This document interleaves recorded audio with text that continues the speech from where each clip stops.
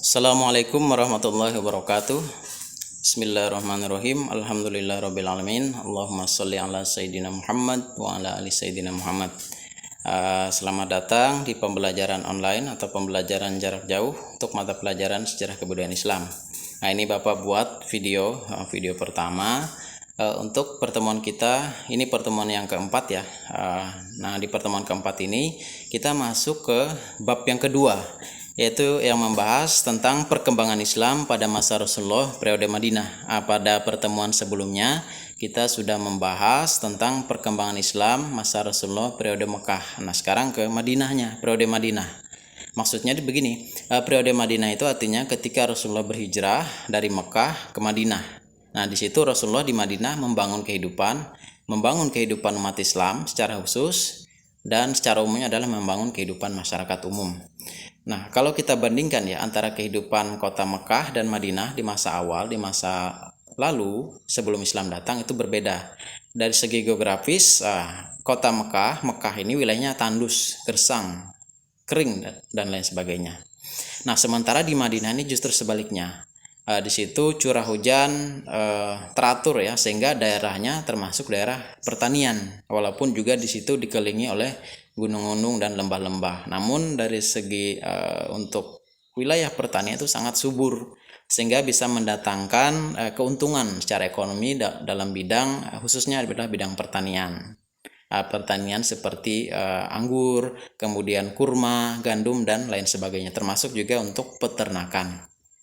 Nah, kemudian dari segi sosial atau secara sosiologis, masyarakat Madinah sebelum Islam hadir atau datang di sana, atau sebelum Rasulullah hijrah ke Madinah, itu terdiri dari berbagai macam masyarakat. Masyarakatnya lebih majemuk ya, lebih heterogen, lebih bermacam-macam ya. Ada masyarakat suku Aus, suku Hajraj, ada masyarakat Yahudi, masyarakat Nasrani, masyarakat Arab dan lain sebagainya.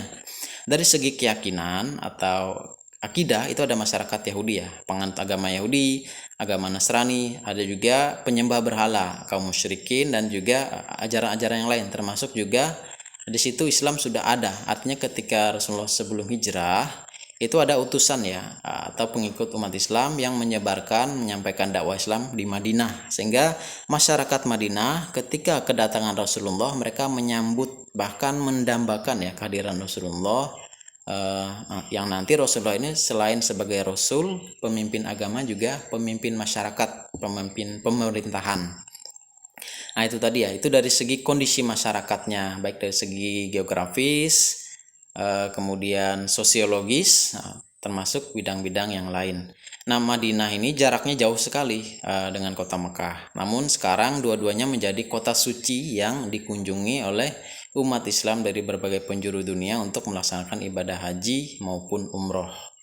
Nah, di Madinah ini nantinya perkembangan Islam itu sangat pesat, bahkan juga mempengaruhi ya perkembangan Islam di Mekah. Jika pada pertemuan sebelumnya kita membahas tentang perkembangan Islam di Mekah itu yang sangat istilahnya berat sekali tantangannya, sehingga penganut Islam itu tidak banyak jumlahnya. Namun ketika Rasulullah berhijrah di Madinah, Islam itu sangat berkembang, bahkan nanti mampu mengubah Mekah yang awalnya adalah minoritas Islam atau sedikit itu menjadi mayoritas. Nah, di Madinah Rasulullah menerapkan strategi dakwah yang berbeda, karena Islam itu sudah hadir di sana, masyarakatnya berbeda-beda, sehingga tidak lagi menerapkan dakwah secara sembunyi-sembunyi atau terang-terangan, tapi strategi dakwah yang lebih menyesuaikan kondisi masyarakat. Misalnya Rasulullah membangun masjid sebagai lembaga atau institusi keislaman. Di situ masjid digunakan atau difungsikan untuk tempat ibadah, kegiatan sosial, misalnya zakat, kegiatan ekonomi, kemudian membantu orang-orang lemah, miskin, juga tempat dakwah dan pendidikan, juga tempat difungsikan untuk tujuan-tujuan yang lain, untuk kepentingan umat Islam secara khusus dan masyarakat secara umum. Pertama membangun masjid ya, itu nanti menjadi Masjid Nabawi. Nah, sebelum membangun Masjid Nabawi, Rasulullah juga membangun masjid di daerah Kuba. Nah, biasanya di musim haji juga atau umroh, Kuba ini juga dikunjungin ya masjidnya. Selain bangun masjid, Nabi juga mempersaudarakannya, mengikat tali persaudaraan antara Muslim Muhajirin dan juga Muslim Ansor. Juga Nabi mendamaikan ya, menjadi juru damai antara suku Aus dan Khazraj yang dulunya sering berperang. Karena Madinah sebelum Islam itu terdiri tadi suku Aus, suku Khazraj, suku-suku yang lain. Kemudian ada masyarakat atau komunitas Yahudi, ya, masyarakat Nasrani, masyarakat Arab, dan juga masyarakat-masyarakat yang lain. Di situ Rasulullah mempersaudarakan. Juga Rasulullah menata, mendorong kegiatan ekonomi di Madinah, membangun pemerintahan, dan juga di situ Rasulullah, karena masyarakatnya tadi beragam, berbeda-beda, jadi Rasulullah membuat sebuah perjanjian, kesepakatan yang namanya Piagam Madinah. Ini menyatukan ya, artinya mengikat mereka dalam sebuah peraturan untuk kehidupan bersama-sama. Itu antara Muslim, non-Muslim, antara Arab dan Arab, antara suku Aus, Khazraj, Muslim, Yahudi, Nasrani, dan lain sebagainya. Pokoknya dalam perjanjian tersebut mereka harus saling membantu menjaga Madinah untuk kebaikan bersama. Jadi ini adalah seperti undang-undang kalau sekarang begitu, untuk mengatur kehidupan masyarakatnya.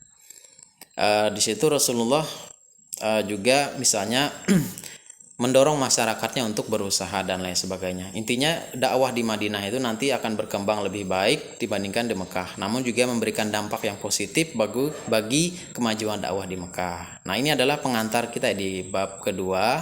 Nanti kita lanjutkan di pertemuan-pertemuan sebelumnya. Demikian yang bisa Bapak sampaikan. Assalamualaikum warahmatullahi wabarakatuh.